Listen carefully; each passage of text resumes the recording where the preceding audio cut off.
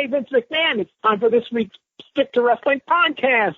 Oh, no, give me a break. Oh, brother.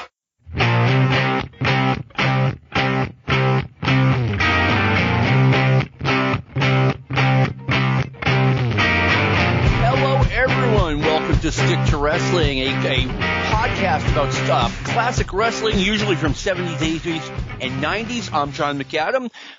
If you give us 60 minutes, perhaps indeed, we'll give you a wicked good and rawbone podcast.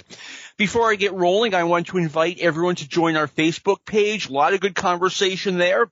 And if you'd like to follow me on Twitter, search John McAdam and follow the guy who has the Stick to Wrestling logo as his avatar.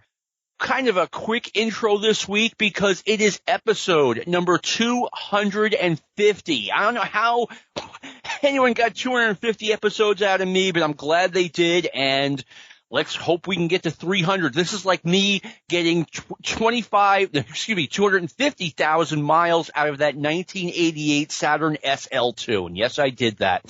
I want to bring on our usual co-host, Steve Generelli. Steve, thanks for taking the time and partying with us right now. Yeah. Well, happy anniversary. Happy anniversary to you, John, on 250. Last week I wasn't here. My beautiful wife has put up with me taking her to Steely Dan concerts, and it was her turn. She wanted to see Lynyrd Skynyrd. They just had a major death in the group, and we went to see Lynyrd Skynyrd in Plant City, Florida, and she had a great time, and I survived it. So it's great to be back. Well, we have different tastes in music, both me, you, and your wife. But anyway, episode 250, I have a really special guest on, the founder and owner of the Arcadian Vanguard podcast network, Mr. Brian Last. Brian, thank you for taking the time. Aloha, John. A pleasure to be here. Thank you for inviting me, a joker like me, to big episode 250. It's an honor, and it's good to talk to Steve as well, and it's nice to hear you went to see Ricky Medlock and a bunch of people you never saw before, or Lynyrd Skynyrd, whatever you want to call them now. But it's great to be here. Well, great. No, so you're taking naps. You take naps regularly. Well, I just had surgery the other day. So it's a surgery nap. It's like not like a nap. I got off yesterday was the last day I had painkillers, so the painkillers are over. I've switched to Advil, and I'm a little tired. And again, I'm still healing up, so there's a lot of things happening that need some rest. I see. Steve. Nothing against a nap, though. Naps are a wonderful thing. You see, that's what I was going to say. Steve, I have not taken a nap literally since October 1997 when I had to get on a really early flight and go to Florida. Naps wrecked my day. Steve, how about you? Are you a nap guy? Apparently I am, because today after a baseball game, I came home and took a 2-hour nap to prepare for the podcast. Oh, okay. I envy you because, if I take a nap, that's it. I'm groggy the rest of the day, but it's not what the people I love that you know the specific time that you took your last nap. That's like Seinfeld knowing when he threw up. The last time I threw up was on this thing. I haven't napped, and I was expecting you to say in 3 years. You're like, since October of 97. Because it was a special occasion. I had to get out of bed at 5 in the morning, and airplanes kill me. Airplanes make me tired for whatever reason. So I just get to Florida and crash. But yeah, that was the last time. Well, this has been 250 episodes of Stick to Wrestling. We hope everyone has enjoyed the production, and stay tuned next week for Lou's dance party. We weren't supposed to say that until the end of the show. Sorry. We have a mailbag episode, wide open mailbag episode. You could ask us anything, or you could have if you were part of the Facebook group. That's why you need to join. Brian, as the guest, I would like you to select the first question for Steve and I. I haven't even introduced Steve. What am I doing? No, you got me in there. I'm good. All right. I didn't. Yeah, okay, I did. All right. So, Brian, what question would you like to discuss? You know what? Hold on. I didn't realize I was picking the question, so I'm right now headed to the wonderful Stick to Wrestling podcast Facebook group, and I encourage everyone to join this group. Like you said before, and you weren't lying, great conversations here. Let me see. Topics for Stick to Wrestling. While Brian's looking, yes? Here's another reason to join the Facebook group. I'm going to put up a list of everyone who should have won the Heisman Trophy since 1980. That's coming up. What do you think of Bo Jackson winning it? I was all for Bo Jackson winning it. And we had a guy from Plymouth State who was heavy on the ballot. And Plymouth State is in New Hampshire, ladies and gentlemen. That was no way this guy deserved the Heisman. It's Bo. I just finished Jeff Pearlman's Bo Jackson biography, which I love. I'm a big Jeff Pearlman fan. I like his stuff. And it's weird. Right after I finished it, not to take things too far off track, I went back again and rewatched the ESPN 30 for 30 on Marcus Dupree. Just because there were so many similarities between Bo Jackson and Marcus Dupree beyond the two-sporter. I say two-sport. Bo was actually in the track and field also, but football, baseball. But there were so many similarities in terms of the hype before they went to school, before they went to, Auburn or Oklahoma. So I recently went back and watched that. Great book, though. I recommend it to everyone. The Last Folk Hero is the name of the book. Steve, do you know the Marcus Dupree wrestling connection? Not just him wrestling in Memphis. I do not. Bill Watts, one of the earliest episodes of Mid-South Wrestling in 1983, took about 5 minutes bitching about Oklahoma football. They had just lost to Arizona State in the Fiesta Bowl, and Bill Watts just went off on OU, and you could tell who he was talking about. He was talking about Marcus Dupree. He's like, wow, we've got a country club atmosphere out there now. And I'm just like, I'd love to be Bill Watts and just get on my wrestling show and talk about whatever I want, kind of like what I'm doing now. Well, at least he was relating to the real world. I mean, some of the wrestling we're more familiar with. You're in a fantasy world where you never heard any commentary about what was happening in society. Good point. All right, Brian, do you have a question? I'm looking through these questions. It's weird when you have to pick your question. Let's see. This one's about Larry Bird, so I'll skip that one. That seems like it's one right for John McAdam. I didn't know the answer. Here's a question from Joseph Harris. If Jim Herd had allowed Tully Blanchard to come back to the NWA with Arn Anderson in 1989, could they have picked up the feud with the Midnight Express? Could they have picked it back up? What are your thoughts on that, Brian? So if Tully comes back in 89, he comes back after November. The Midnight Express had just turned back heel correctly. After turning on the Dynamic Dudes, one of the greatest babyface moments in the history of heel wrestling. I don't think you could have done that then. I mean, you could have done some matches because when Arn first came in, technically he was a babyface. Arn, Ole, and Rick with Sting were babyfaces until February. I don't think you could have picked up the feud. I think you could have picked up, and they probably would have picked up and had some hot TV matches. Heel Midnight Express, freshly heel again, versus, for the first time ever, babyface Tully and babyface Arn.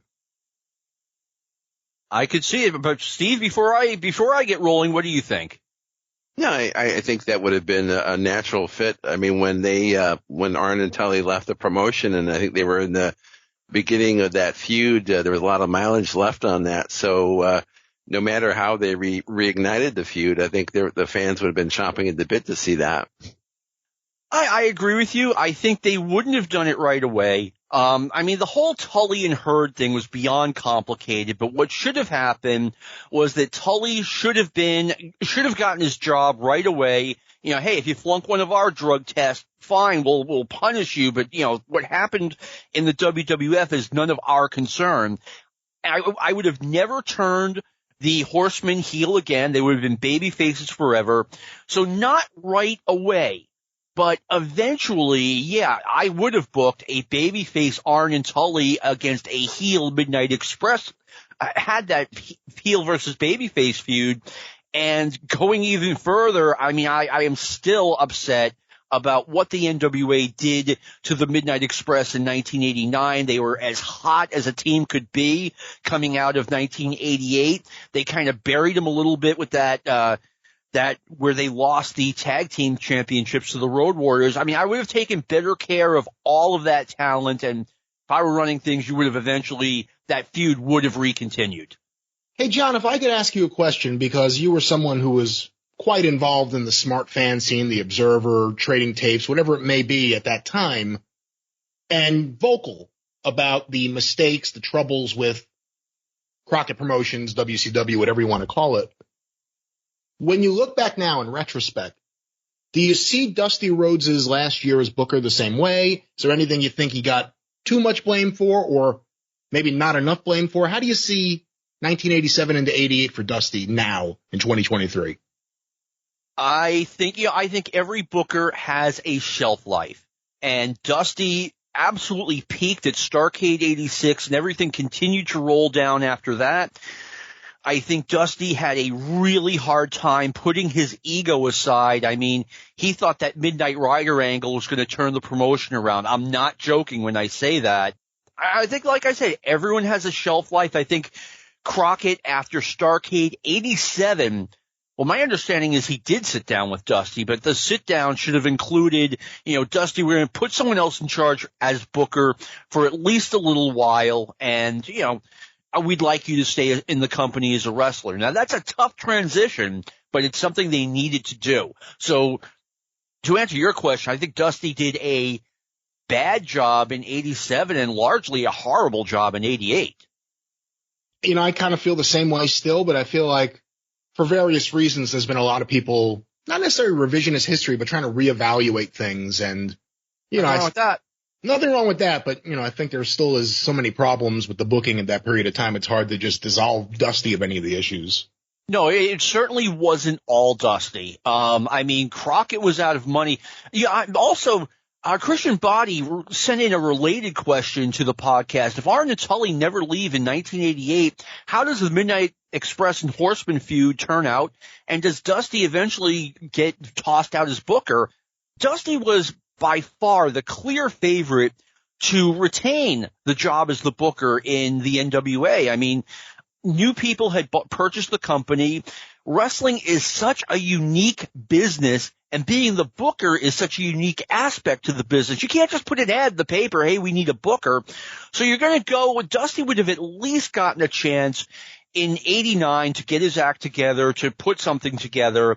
And he instead did the angle on TV where he was told specifically not to have bloody, violent angles, where the Road Warriors stabbed him in the eye with a steel spike. If he hadn't done that, he would have gotten the job as booker, at least for a little while. And remember, one of the reasons Tully fell out with The Office completely was he was one of the first people to openly complain about Dusty to the TBS executives. It got back to Dusty. They kicked Tully off the plane. Yes. Next thing you know, Tully and Arn go to WWF. So there was a lot of things happening at that short period of time. There really was. I mean, and all of the wrestlers were in a bit of a panic because there was a real chance that company was going out of business, and you've got like 40, 50 guys on the roster. Vince ain't taking them all. No, he isn't. Who's got the next question? That would be Steve. All right. I've got a good one that I want to hear your answers, both of you, on. Randy Funk, not one of the Funk brothers. He's asking, sorry if this has been asked before, but what is the best book on wrestling that you've ever read? It can be a history or a biography or fiction, which some of the autobiographies feel like. So what's your favorite wrestling book? Brian, what's your favorite wrestling book? Well, before we say that, I just want to point out Randy Funk here, whose name I recognize. He sent in questions to the Jim Cornette show in the past, and actually we just got a post on the official Cult of Cornette Facebook group. He just put out a book.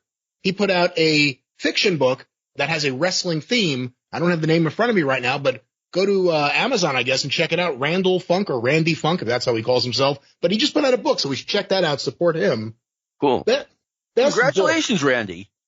Best book. There are a lot that I like. The Bret Hart one is still a favorite. That's a good one.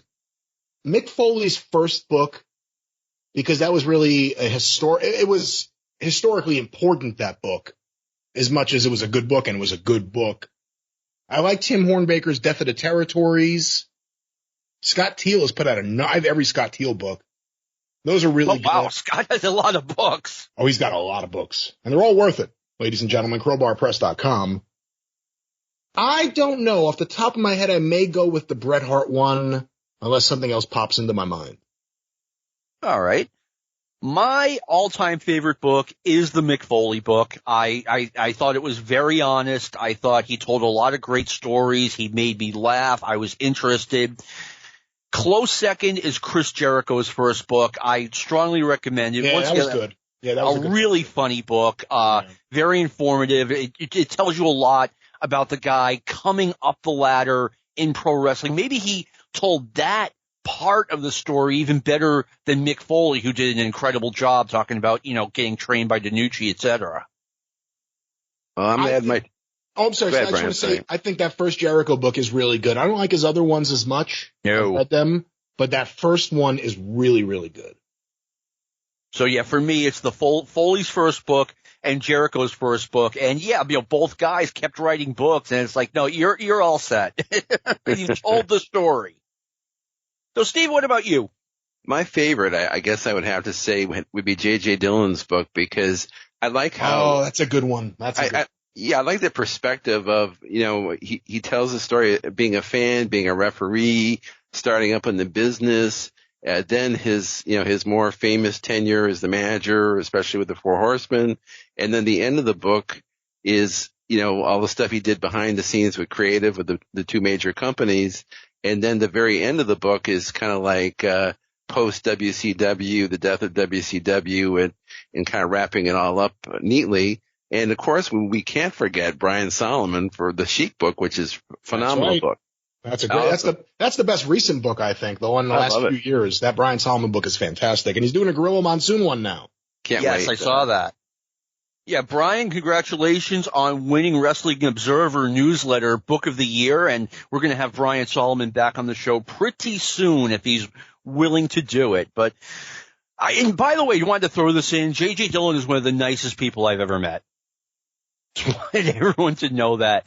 My question, I'm going to pick one. Justin Brown, what's the angriest you've ever been over wrestling? Can be for any reason. My two non-serious ones, like, when I found out what happened with Owen Hart, I think that got me the angriest more than anything. They were beyond reckless in asking him to do what they asked him to do. Mine two, the first one is an obvious one, Black Saturday.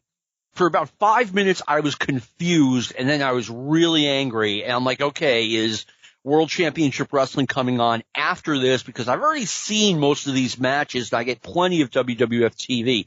No, Georgia Championship Wrestling was pretty much gone for good. You had that 6 a.m. show, whatever it was, but the real Georgia Championship Wrestling was gone. Also needs to be mentioned, 1983, I am watching WWF Wrestling on Channel 56 in Boston, and Vince McMahon says, and making his return to the World Wrestling Federation, batten down the hatches, it's George the Animal Steele. And I was furious because, okay, we only get like 10 Boston Garden shows a year, and one of them just got ruined. And it did. Bob Backlund versus George Steele was horrible. Brian, how about you?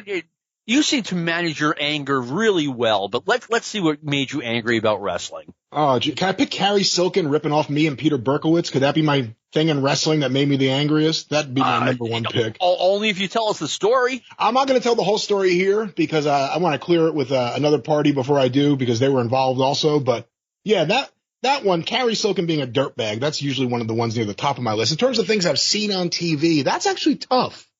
What has made me the angriest?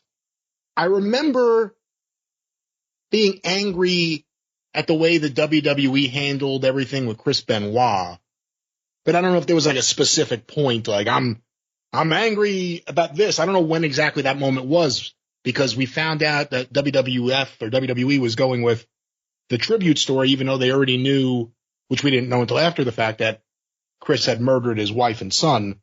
That made me really angry, just the way they handled that. And I think a lot of people felt that way. That was one of those points in wrestling where things could have gone, I mean, it went as bad as it could go, but it could have killed the business, actually, if things had gone too much worse at that moment. That made me angry. In terms of anything else, like when AEW brought in the Good Brothers, I was like, what the fuck? Like, that one made me angry. I didn't understand. Sorry for cursing on your show. I apologize. It doesn't matter. I thought, what the fuck? Yeah, with these guys, why do they keep getting jobs? They're terrible. But other than that, no, I mean, I have a pretty good capacity to watch wrestling and enjoy the stuff I like and kind of find the things that are funny and the things I don't like and just talk about them. So aren't too many examples I could cite off the top of my head, things that really made me angry. Brian, Steve? I just wanted to mention this to everybody. I used the word cunt on Brian's show like 7 times about 5 years ago while sharing an anecdote. So I guess him saying, fucking hell, isn't that big a deal? Yeah. And 4 of those times were me saying, please stop calling me that. Sweet memories. But no, for me, mine's an easy one. And Jamie Ward would appreciate this.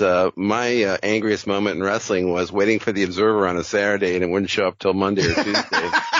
You know what? That's the best one anyone could pick who used to read the Observer by the mail. That's the best one. Thank you, Brian. Oh, I mean, I can tell you stories about me, like going out with my girlfriend on a Saturday and the Observer shows up, and I'm like having dinner with my girlfriend while reading the Observer. It's like, I just want to read the front page. Leave me alone. And I'm reading front to back. I can imagine you saying, John, honey, could you pull the staple out for me? I accosted the mailman several Saturdays. Like, what the fuck? I know it was in the mail. Why is it here? All right, what do you want me to do? I was a kid. I didn't know any better. But, if you didn't get it on Saturday and you had to wait till Monday, that was the longest wait ever. It was. And that's what made me, at times, hate Memorial Day weekend and Labor Day weekend. All right, I'm going to pick a question here. Yeah, I'd like you to pick a question, sir. You mentioned Jamie Ward before. What a miscreant that man is. He is. I've known him since the 80s. Miscreant doesn't do it. But anyway. All kidding aside, because I love Jamie. He's a great guy. Same here. Good question here, and I feel like he set this up almost perfectly for me because it's something I've always said.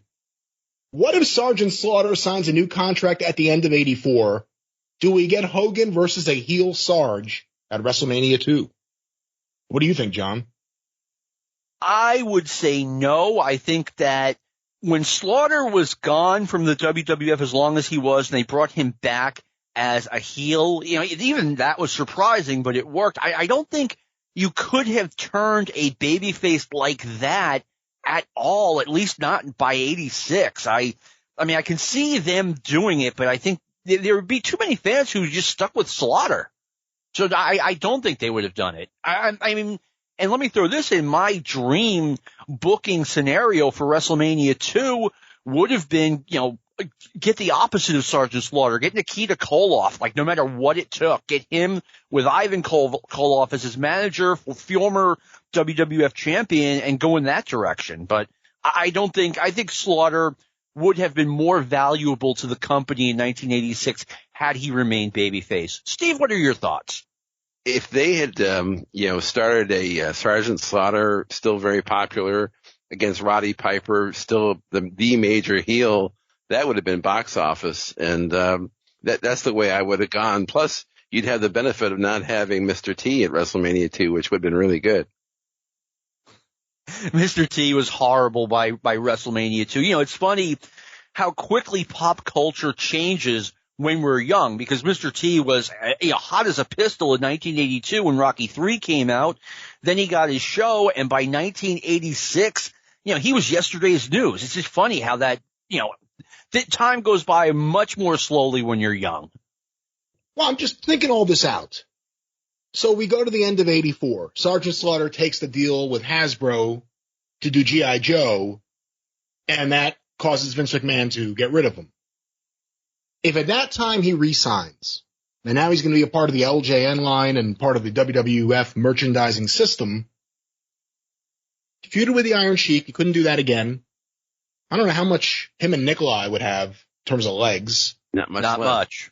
There weren't too many more foreign heels to feud him with, and I think if we look at WWF TV around that period of time, I don't know, based on the way they did things, if they would have looked at it like, okay, here's a baby face, let's give him a Roddy Piper or someone else. Now, it's important to note, Slaughter is arguably the number 2 most popular babyface in the company behind Hogan.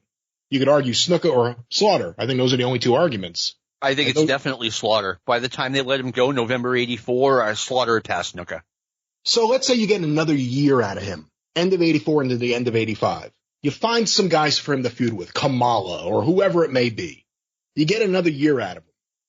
At that point, beginning of 86, are you saying we have more legs with this, we can keep going? Or are you remembering this guy in 1980 and 81 and 83, this guy was the best heel we had? And we need a top heel for Hogan. We got Bundy, but, it's not no one ever thinks of the Hogan-Bundy feud. They remember it as being the main event match of WrestleMania 2. Maybe they remember Hillbilly Jim helping him train with his busted ribs, but no one ever really talks about that feud. And this may have again, with fantasy booking, this may have caused a bigger issue, which would have been you couldn't have done this with Orndorff. If you had Slaughter somehow turn on Hogan, who was clearly the most popular guy in the company and wasn't lame and wasn't tired yet, I think that would have been big. Sergeant Slaughter, and who knows how far you go with, I don't think you go with like he supports another country like he did in 1990. I think it's just, I stand for America, this guy's not America, whatever it is. Heel Slaughter in 85, still in shape, still could bump, still can bleed and bump. I think there was, or 86, I should say. I think that actually would have been tremendous. Steve, what are your thoughts? In a perfect world, they would have just sent these guys to another country and let them refresh themselves because, same with Morocco. These guys were still valuable, still worthwhile, but they were stale, so I wish that they could have just sent Slaughter away somewhere. Now you guys got me thinking, right? We're playing the fantasy booking game. What was the name of that 80s movie where the guy snapped and shot the drill sergeant and shot himself in the head when he was sitting on the toilet? What was the name of that movie? Full Metal Jacket. Thank you. Like, what if you had Sergeant Slaughter, like, not really slowly, but like, oh my God, this guy's deranged now. He's a deranged former Marine and he's doing crazy He's a drill stuff. sergeant. That's right. He's a drill sergeant. At the end of the day, Sergeant Slaughter's a drill sergeant. So the more I'm thinking about this, the more I'm liking it. Like, you could have him be this deranged former drill instructor who performs acts of cruelty upon those he's supposed to be training and have him blow up the WWF championship belt with a grenade or something like that. Whoa. I like you as a booker. Let's get some of this on camera. No, but to my earlier point, John, if they had had one more year of Sergeant Slaughter from the end of 84 to the end of 85 as a babyface, do you think there would have been more legs with Sergeant Slaughter as a babyface after that? Or as a heel turn? Again, fantasy, logically the only thing they could have done.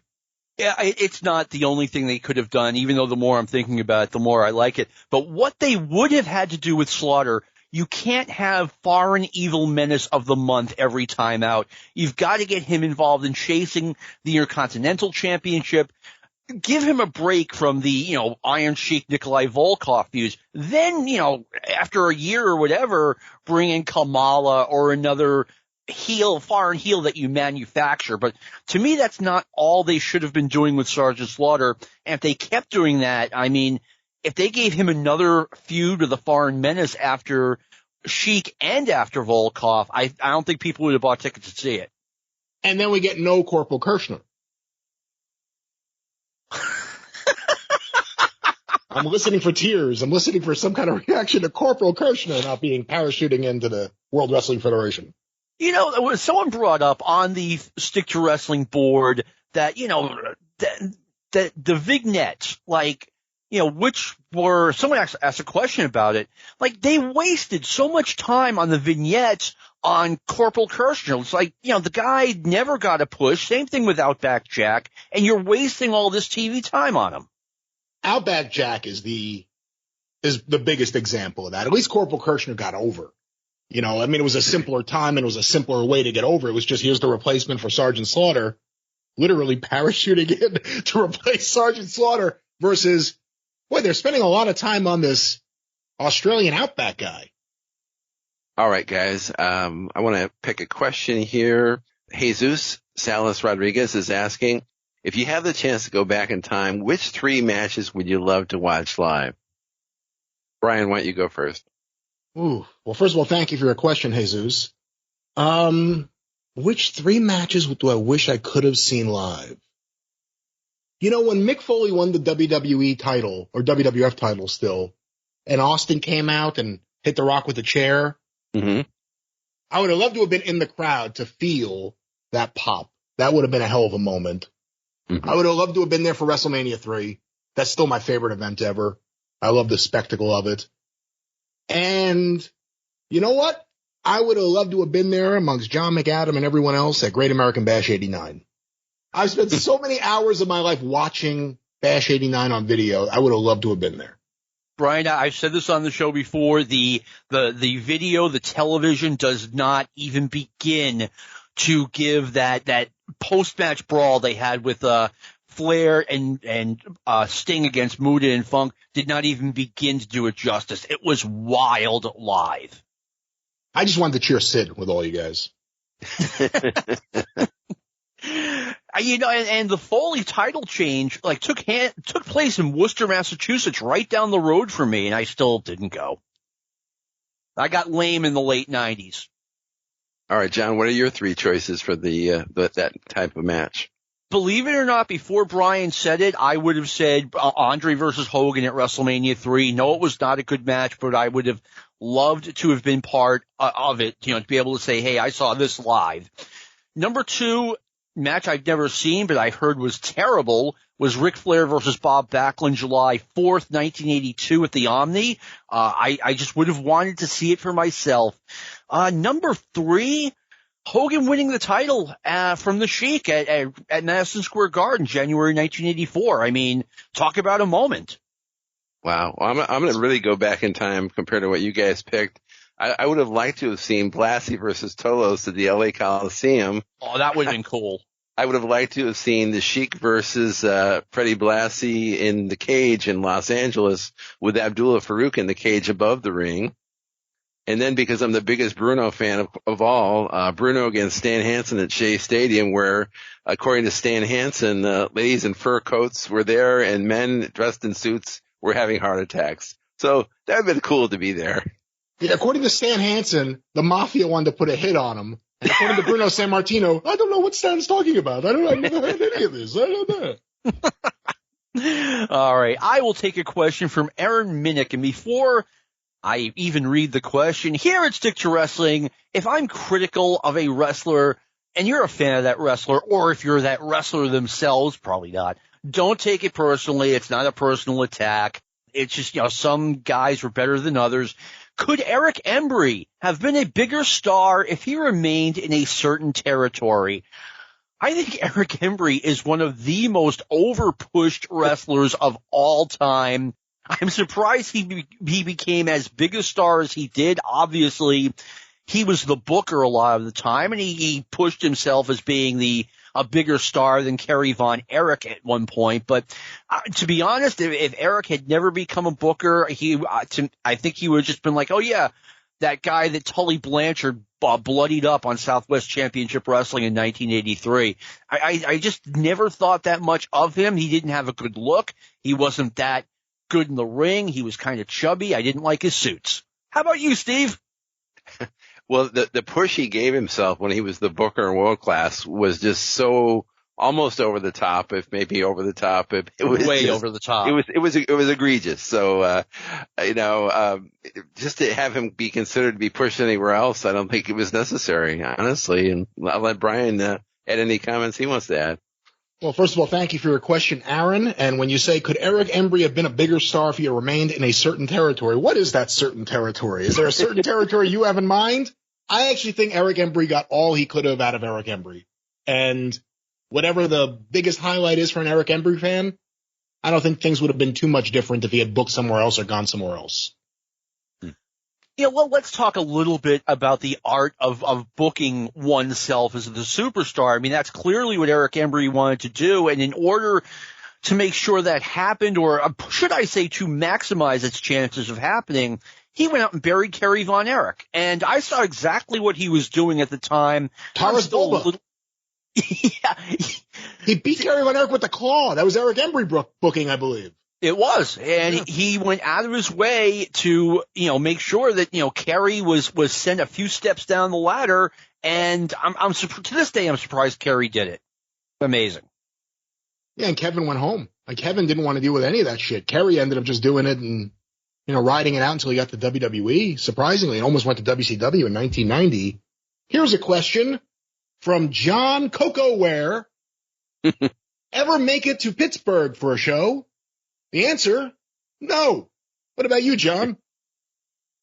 Of Pittsburgh, and I'm not just saying that. I think Pittsburgh is great. It's a beautiful city with the rivers and the hills and all that good stuff. I love Pittsburgh. I don't think I'm ever going to be there again, but I got to see a Pirates game. I went out there for the this is embarrassing because I loved this man. I can't think of his name because I'm so bad with names.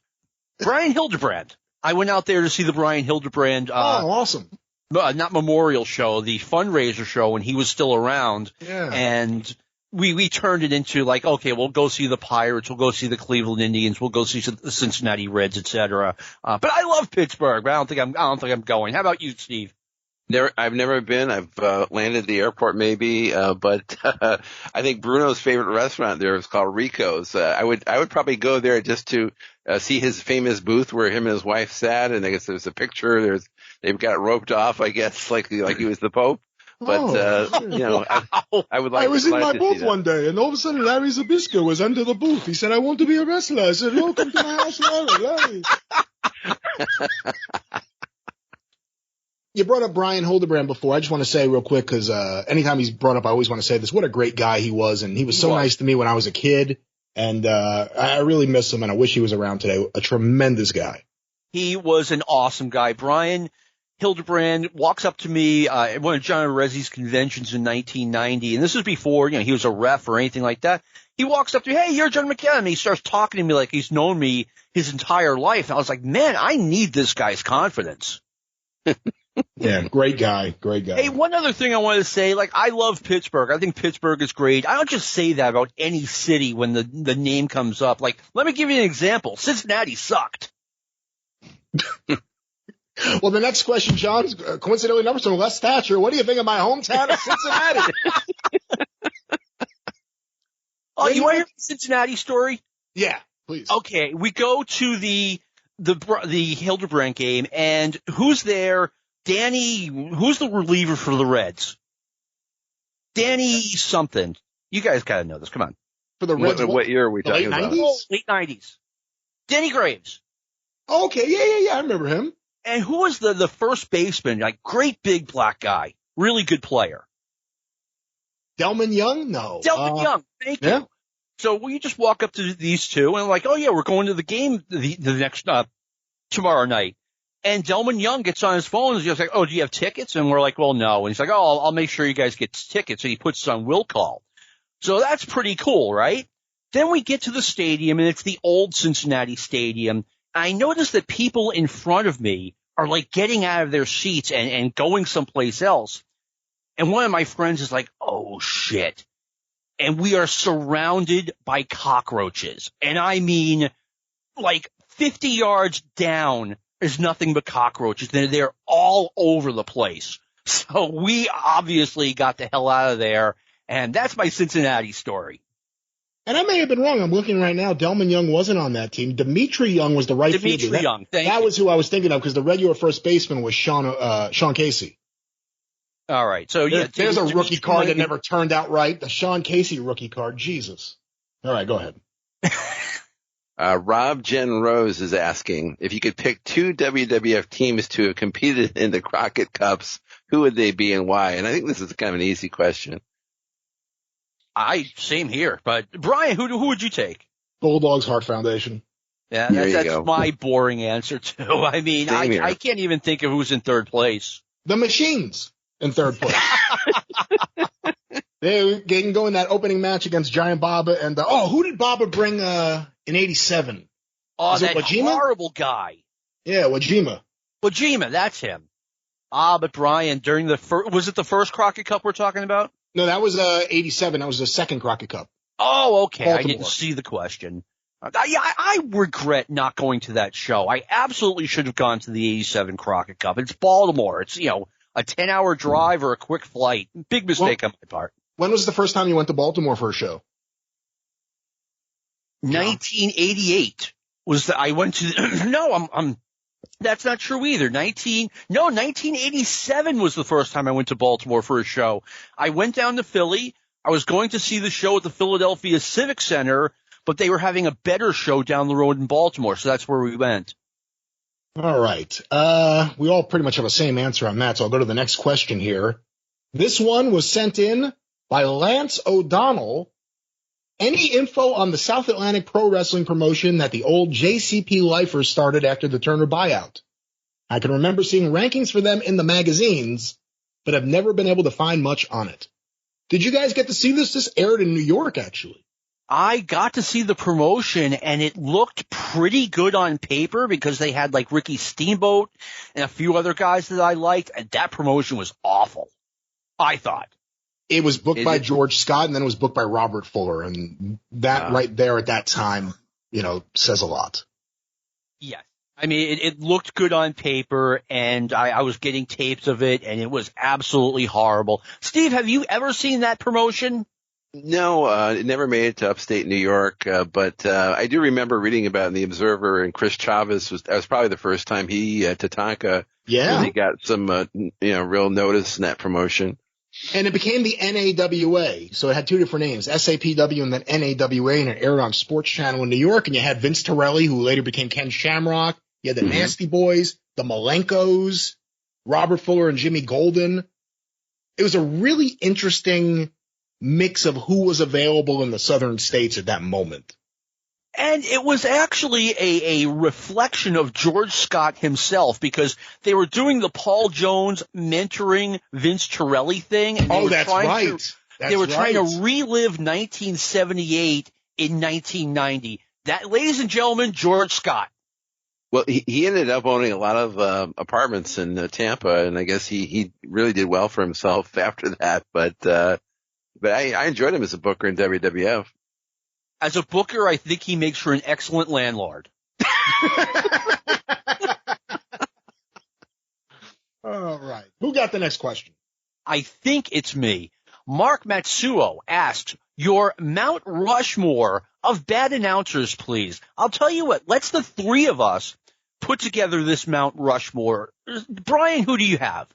All time or currently? Like, what do we? All time.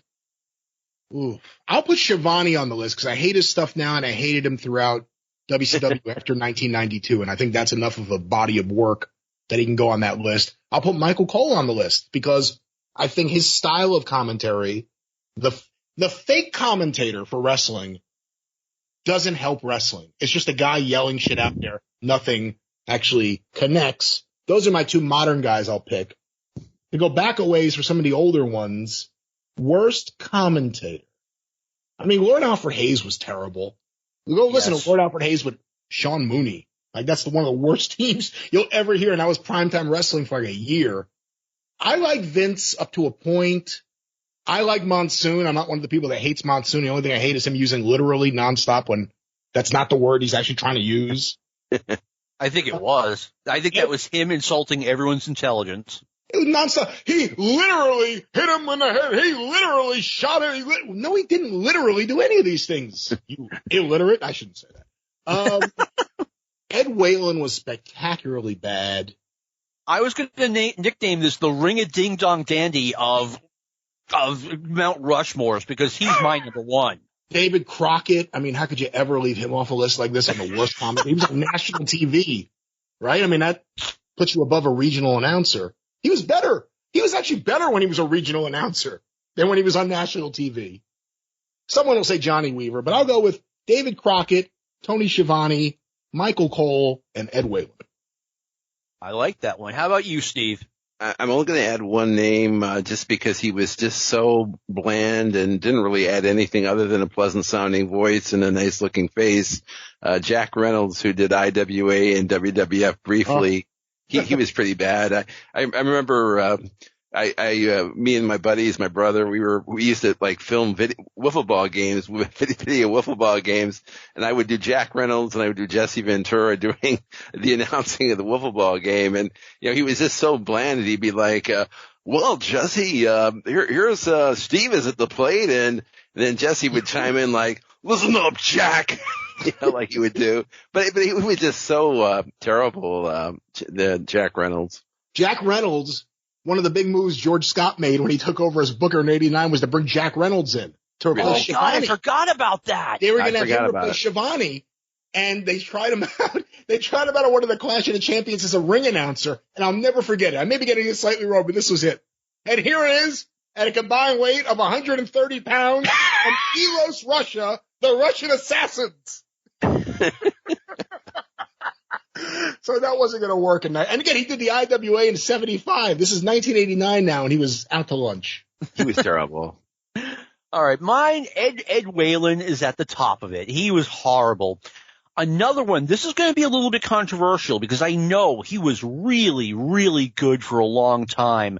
But by 1983, Gordon Soley was just incredibly bad. And like, I'm not sure if he should be, what we're looking at, like overall body of work or just like that 5-year chunk where he was just terrible. But, Gordon, it was like he wasn't even paying attention. He didn't know who the jobbers were, nothing. Another one, and this is more quality over quantity.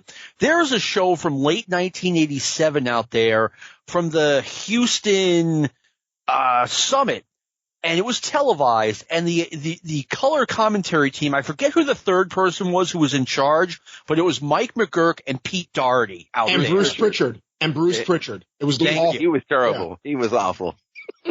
Yeah. Like, this group had to be heard to be believed, especially, Mike McGurk is clueless and Pete Doherty has, not a very high IQ guy. There was a period of time where you wonder if these people showed up at the studio, like not knowing who they were going to do commentary with, because it's just random people. Like, all right, today you've got superstar Billy Graham and Slick. Like, you just random people you're paired up with. Yeah. You got to somehow make their. Billy Graham was a horrible commentator. Now that I say that, well, he was. Brother, look at brother. Okay, Billy, we get it. He didn't last, but no one was worse than Angelo Mosca in 1984. Right. He was very bad. Hey, let me ask you, John, in terms of 83 Gordon Soley, because that's always been kind of a controversial thing. Like, if you read The Observer back then, worst commentator, and Dave rips him, and people don't understand that now. When do you think the line was? Was it like as soon as he stopped working with Piper, he gave up? When do you think it happened that he went from being Gordon Soley, all right, Gordon Soley on wrestling, I like this, to, maybe he should stay home this week? I would say right around fall or late 1982. And I noticed it at the time that Gordon Soley went into a very sharp decline. And I was talking to someone about it maybe 30 years ago. And apparently Gordon really got hurt when he took a bump during the Morocco Piper angle. And I guess that messed up his hip.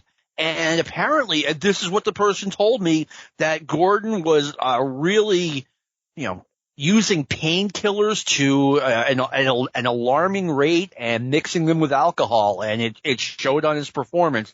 If you're part of Gordon Soley's estate and are coming to sue me, I'm just telling you that's what I heard.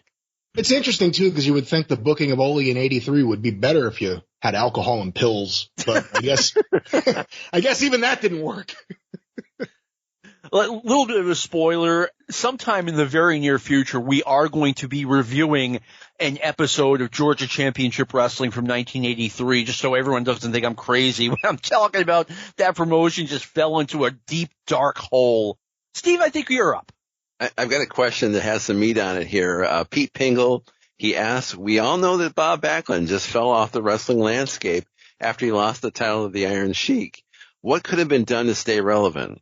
With his in-ring skills, I feel he could have made an impact somewhere. If you were him, what would you have done? Turn heel.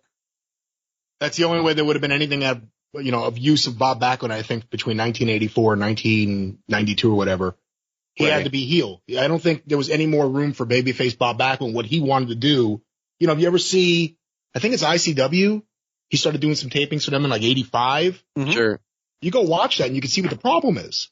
He feels like almost like a superstar athlete from another decade. He doesn't feel of the time.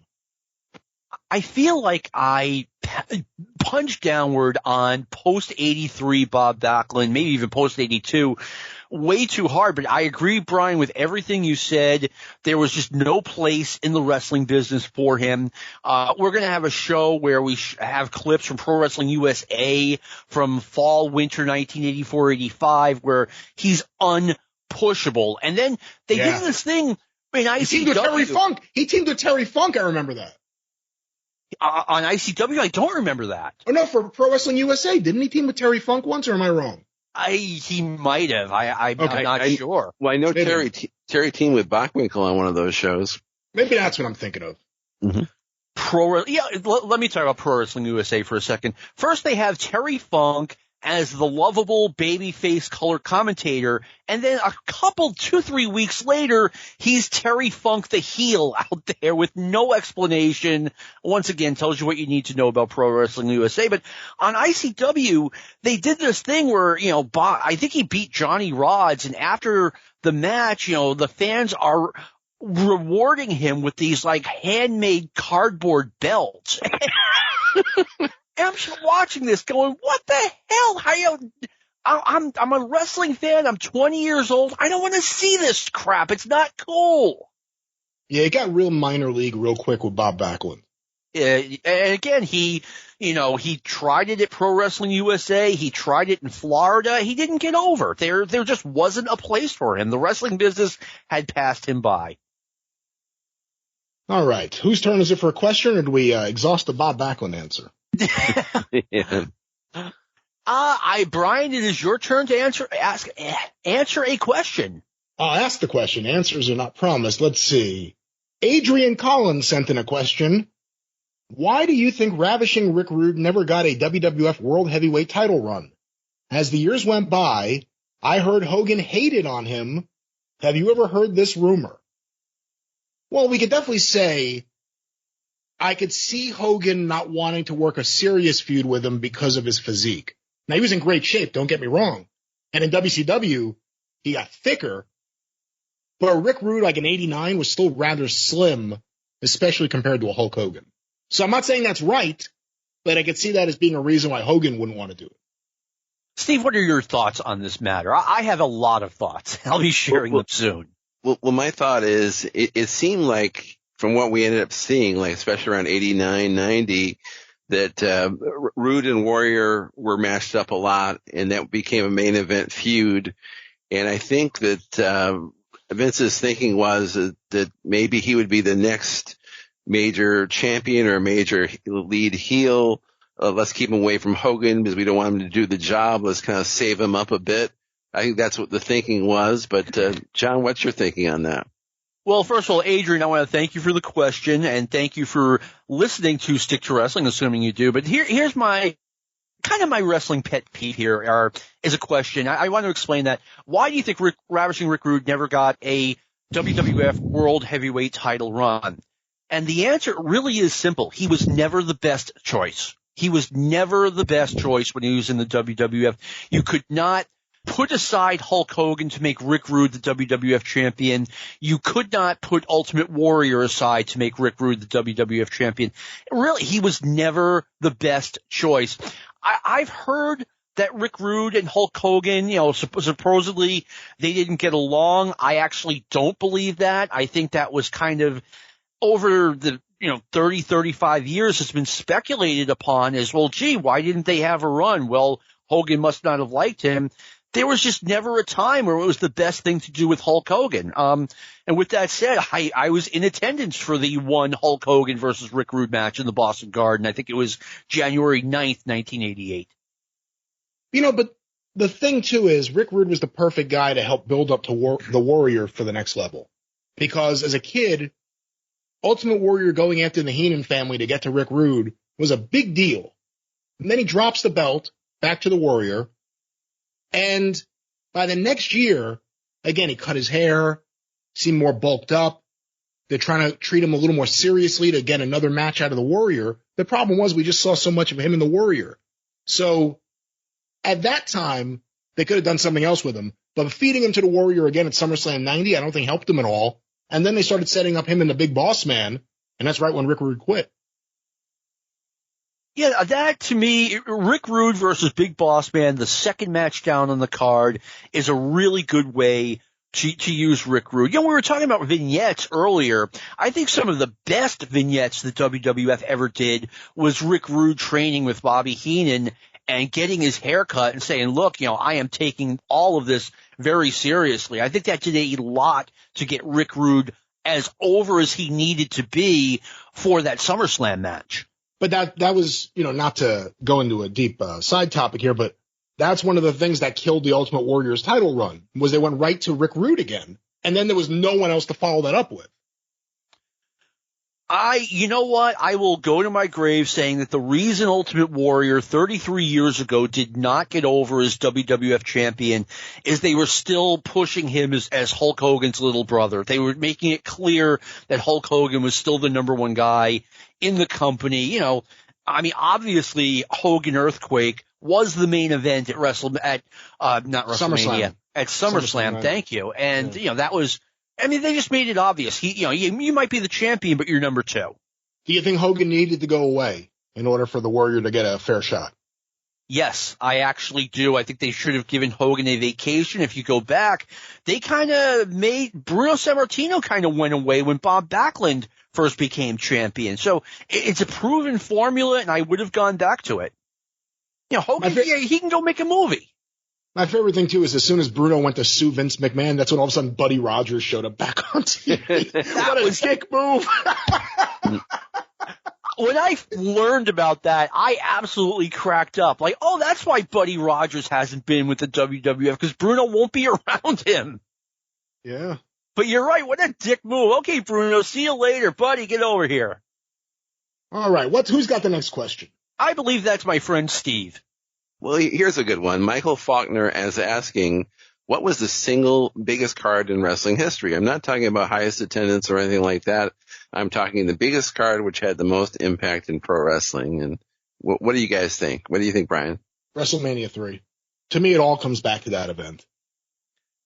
I think it's either 1 or 3. I'm leaning towards 3. I mean, 1 got the WWF an amazing amount of publicity, and it kind of established that this was going to be the top wrestling company, at least for a little while.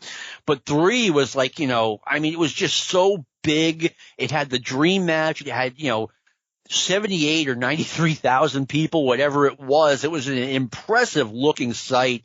I would take 3 just over 1. I couldn't even tell you what the number 3 all-time biggest show was. There's such a distance. I want to ask both of you this follow-up question. I'm kind of surprised that, being the AEW has been around for 3 or 4 years now.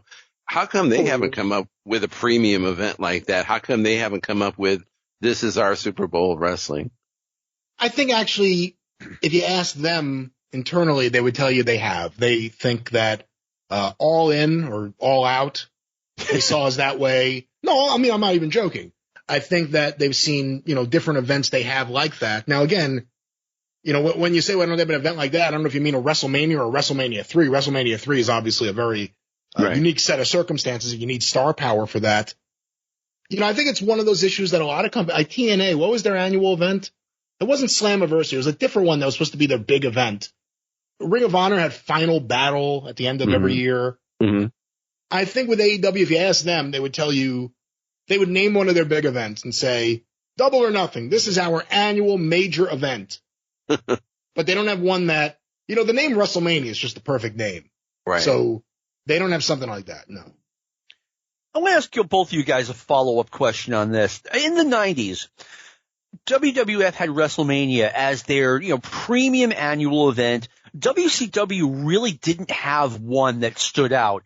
Starrcade? Not really. And my question always was, do you really, it works for the WWF, but who else has that ever really worked for? And, I don't think that was a big mistake on WCW's part. I think there were some people, WWF fans, okay, well, we'll get WrestleMania and then everything else sucks. Whereas WCW had 4 equally big events every year. I never thought there was a problem with that.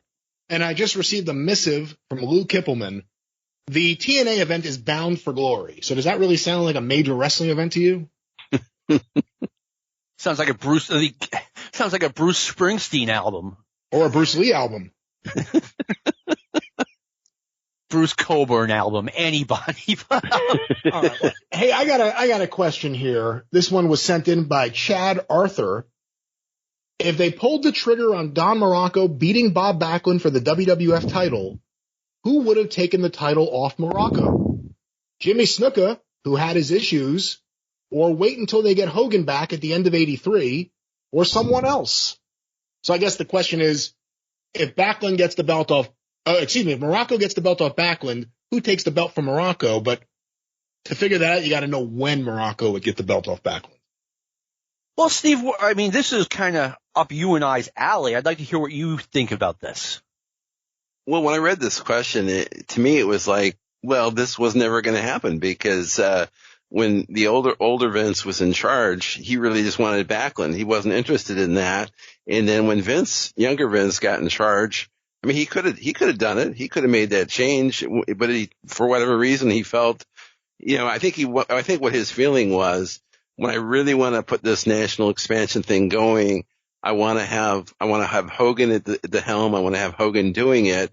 I don't think he wanted to have these other incidental changes happen beforehand, and having the All-American Hogan beat the hated, Iranian Iron Sheik. What better transition than that? So I don't think that this question really needs to even be in the discussion. My thoughts, strictly from a creative standpoint, because the WWF had a giant 1983. So you can't say, okay, well, here's what they did wrong, because they didn't do anything wrong. But aesthetically, artistically, I would have liked to have seen Morocco win the title from Bob Backlund January 1983, have a superstar Billy Graham type run during that time, where we would have had a Snuka feud, where we would have had at least a series with Tony Atlas. We could have had Rocky Johnson. Johnson, exactly. So, I would have liked to have that instead of a 6th year of Bob Backlund. Like, let's have a fun, another SBG type run. But again, I can't be critical because the fans were still coming out. Whether it's the Masked Superstar or someone else, you always hear these theories. And a lot of that comes from things Bill Eadie has said himself about who would have won the title instead of the Iron Sheik and dropped it to Hogan. Is there anyone you think would have done a good job or a better job than the Iron Sheik did? Well, I mean, no, obviously not. I mean, we had, 5 years ago, we had a whole show on it that it's not that I'm calling Bill Eadie a liar. I definitely am not. I bet Eadie went up to Patterson or Monsoon, whoever, and said, hey, why this guy and not me? And they kind of said something to make him feel better that, Bob wants to lose to a guy who has an amateur background. I don't buy that. Bob Backlund didn't care who he lost to, number one. And number two, I mean, whoever was getting the belt was Bob's next opponent at Madison Square Garden after, Hogan had decided to come in. Well, excuse me. And also I'll add, we the three of us, we've been watching these clips of wrestling from the past 40 years, and probably one of the most common ones we've seen again and again and again is Hogan winning the title from the Sheik. It was Hogan beating Bill Eadie or Hogan beating, anybody else, even Morocco. It really wouldn't have meant so much, but him beating the Iron Sheik is what people remember. What about Ivan Koloff? For me, that wouldn't have worked. I mean, I know the man who beat Bruno, the man who beat Backlund. That's the man who Hogan beats. I like that. I think personally, maybe I'm wrong, but and he was there. I think it was better that the Sheik did it just because, this whole thing with Iran at the time. I mean, I know Rocky IV was big with the Russia thing, but Koloff had some mileage left in him, and he definitely proved he had a lot of mileage in Crockett. But I'm glad they went the way they did. But imagine if instead of Ayatollah Blassie, we had Mikhail Blassie. It would be a whole different thing. Comrade Fred Blassie. You see, now we're getting stuff done. I'll tell you what, the hour always goes by so fast, but I do want to get one more question in, and this is more anecdotal than anything. Kevin Elias asks, what was the deal with Ted Arcidi? Did they have big plans for him? I only ask because they inexplicably made an action figure out of him when they didn't do that for the entire roster. I just want to mention this. I used to live right across the bridge, not the street, from Ted Arcidi's women's gym in Manchester, New Hampshire. It's shared a parking lot with the gym that I went to, which was not a women's gym. And I regret never just walking in and saying, Ted, I'm sure you get this all the time. I just want to say a quick hello. I was a big fan back in the day, of wrestling, maybe not of Ted. I hear he's a really good guy, and I regret never having done that because I used to drive by it all of the time. I think they had big plans for him. I think that, it sounds good. He's this incredibly, he's this massive, massive guy. Even by pro wrestling standards, he had a good look to him. And that's kind of where it ended. He wasn't terrible on interviews, but I mean, Ted walked around like he had his feet stuck in buckets of cement. He couldn't move. And I think once the WWF saw that, they kind of jumped off his horse a little bit. Any thoughts on that, Brian?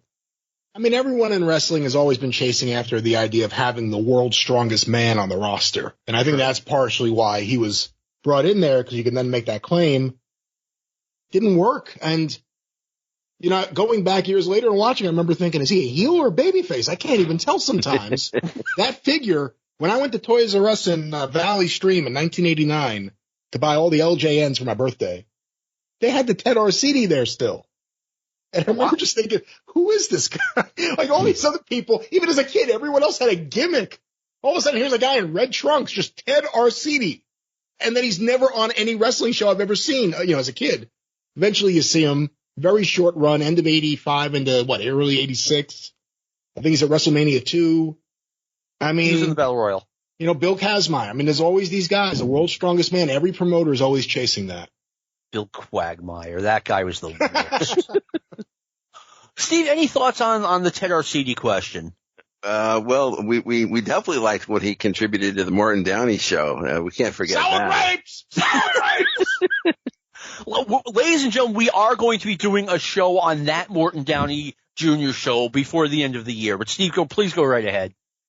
From what I hear, I think WWF had a close relationship with Tony Altomore's school, different wrestlers they were training, and Mario Mancini was one of the top wrestlers from that school, and I guess he was working really closely with Ted to try and teach him how to work, but it didn't work out that well, and maybe he sold a ton of dolls. You never know. I know. There's no way he sold a ton of dolls. No way. You know what I read a long time ago? One of the top selling WWF action figures were back in like 86, 87. I think SD Jones was like number 3 at one point. Wow. And WWF doesn't say, we should probably push a black wrestler, but no, we got to keep going with the same old white guys. Well, that was the thing. They didn't have too many black wrestlers as figures yet. Junkyard Dog, which was technically Series 1, but it was the second round of Series 1. You had 2 different versions of SD Jones. They put out one where they said he was from Philadelphia, and they put out one where they said he was from the islands. They tried to make him more exotic. There was Kamala and Slick. There weren't that many. So if you were a black wrestling fan, it was really unfair. There wasn't, it was kind of like watching WWF TV, sad to say, but there wasn't a lot of representation there for you. Right. No, and we've talked about this on the show before when I had Ricardo Coleman. I mean, this is the Michael Jordan era, and you guys don't take advantage of that. It's crazy. I think they should have signed Edgar Boo Thomas and pushed him to the moon. Whatever happened to Edgar Boo Thomas? Like, why was he in and out of the business so quickly? Do we know? I think he was one of those Watts guys. He was either on the wrestling team at OU or he was on a wrestling. I think it was OU. It was OU. It was probably one of those things where Watts goes there because he's so involved in football and wrestling, and he meets him, and what's this guy got to do? All right, we'll make him a wrestler, and it didn't work out. But I'll always love that name for the rest of my life. Edgar Boo Thomas. That's a good one. It really is. Brian, thank you for taking the time to be on episode number 250 of the Stick to Wrestling podcast. I really appreciate it. Well, I appreciate you asking me, and I appreciate you and Steve and Lou, of course, having me here. And thank you and congratulations on 250 episodes. I hope you have at least 250 more in the tank. And, this has become a very popular show. A lot of people really like it. And like I said, I'm honored to be involved with it. I'm honored to be the executive producer, but I'm really honored that you would invite me on today. Well, you were my only choice. Steve, thank you for taking the time to be part of Stick to Wrestling today. It was a great episode, and great to talk with Brian, and look forward to next week. We'll start the next 250 episodes. That's a good way of looking at it. I want to thank Lou Kipilman for all the great work he does producing. That's right. That is right. You need to put him over more. Lou's awesome.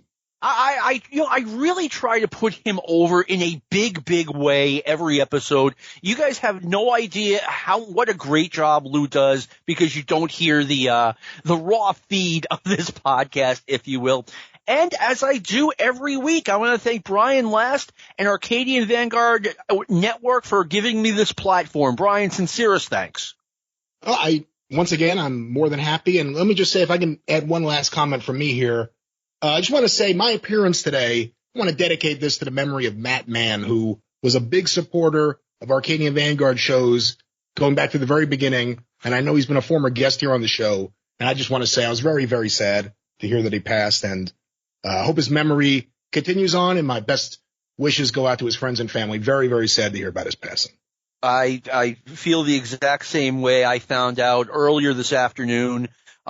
And, you hear okay, someone that I don't know on Twitter is saying that Matt has passed away, and you hope it's not true. And then, as the hour goes on, there's more and more evidence, and then finally it becomes official. And yeah, Matt is going to be missed. He was on the show twice, and he did an excellent job both times.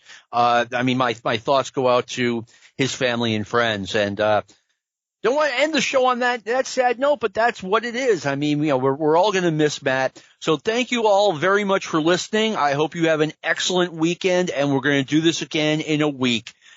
This has been a production of the Arcadian Vanguard Podcast Network. This concludes our podcast day.